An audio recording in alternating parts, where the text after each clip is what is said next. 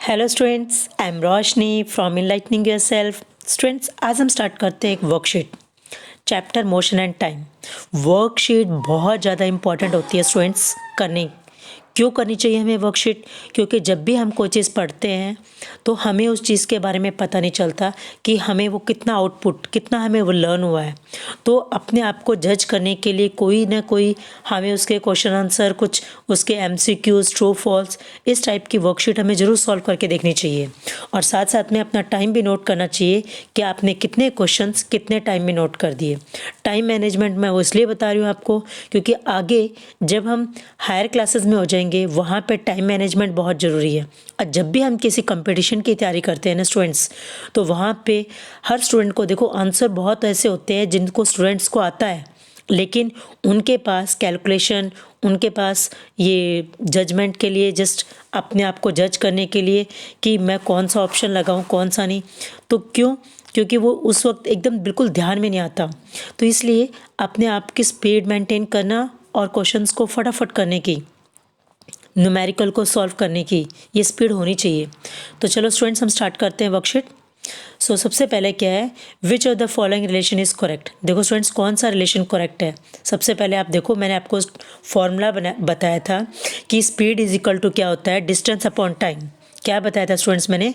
Speed is equal to distance upon में time. ये formula मैंने आपको बताया था। अब इस फॉर्मूले के अकॉर्डिंग आप चेंज करो कि टाइम निकालना हो तो क्या फॉर्मूला होगा, डिस्टेंस निकालना होगा तो क्या होगा, और स्पीड निकालनी होगी तो क्या फॉर्मूला बनेगा। आप चेंज करके और देखो। सेकंड है, डिस्टेंस टाइम ग्राफ दे रखा है आपको साइड में।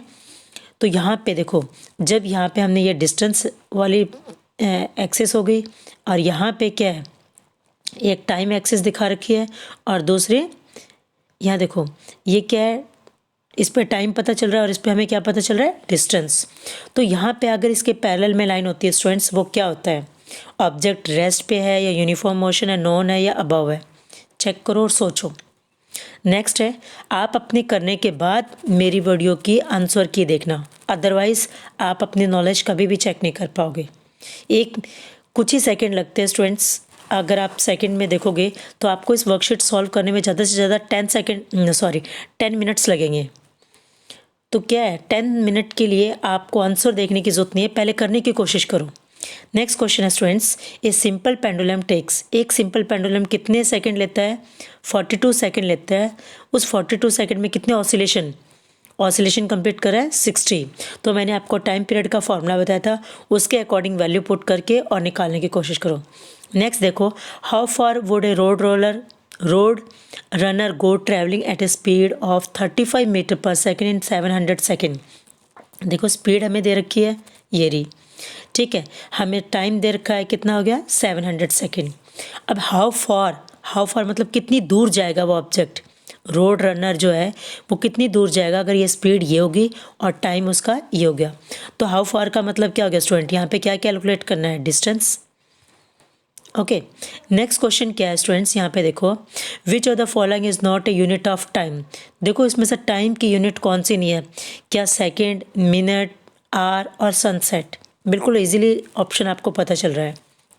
नेक्स्ट देखो, which of the following is closer to the uniform motion. Uniform motion इनमें से कौन सा ऑप्शन होना चाहिए कि क्या car travelling on a busy road पे अगर कार ट्रैवल कर रही है तब क्या वहाँ पे यूनिफॉर्म मोशन होगा, या स्ट्रेट खाली रोड के ऊपर अगर एक कार जा रही है तो वहाँ पे यूनिफॉर्म मोशन की संभावना ज़्यादा होती है, या बिजी रोड के कार ट्रैवलिंग होने बिजी, लेकिन रोड कैसा है स्टूडेंट, कर्व, ऐसे कर्व में है, स्ट्रेट नहीं है, और यहाँ पे car travelling on A curved empty road.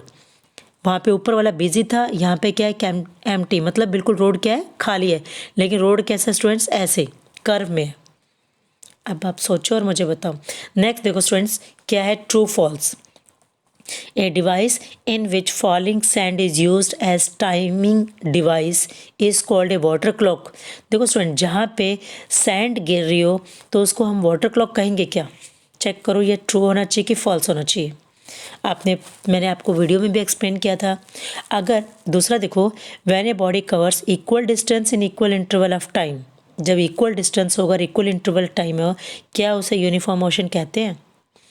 अच्छा, पेंडुलम क्या है? एक ऐसा डिवाइस है जो शो करता है periodic motion. Is it correct और नॉट? क्या वो पीरियोडिक मोशन शो करता है या नॉन पीरियोडिक है? मतलब कोई पीरियोडिक ना हो, कोई सर्कुलर कुछ और मोशन हो सकता है।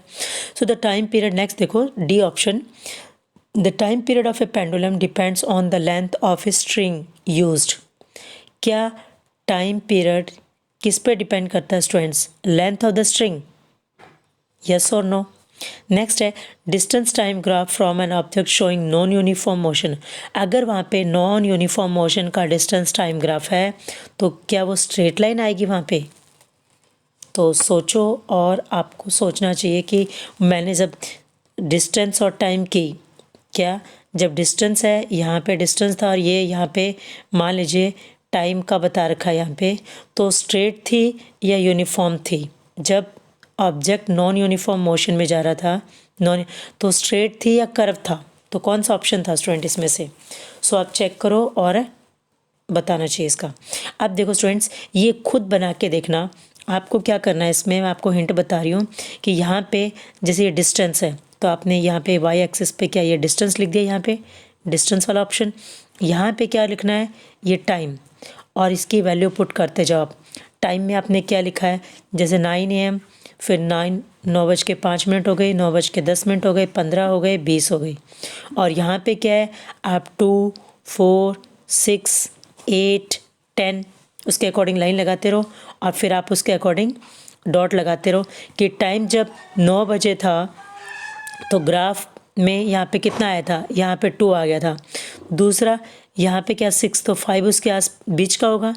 फिर यहाँ पे जब टाइम था तो ये हो गया। तीसरा जब 6 है तो यहाँ पे कितना हो गया स्टूडेंट्स? इस तरीके से आप ग्राफ को मेज़र करो, ये बनाते जाओ और आपको हिंट मिलती जाएगी। सो मैंने थोड़ी सी आपको हिंट दी है, आप कर सकते हो उसको अच्छी तरीके से। सो आई होप ये वीडियो को मैंने एक्सप्लेनेशन पूरी कर दी है, कहीं पे आपको अब कोई डाउट नहीं रहेगा। आपको मैंने ईजियर वे में बना दिया, अब आप इसको सॉल्व करने की कोशिश करो students. So I hope clear हो गया। So thank you students for watching my videos.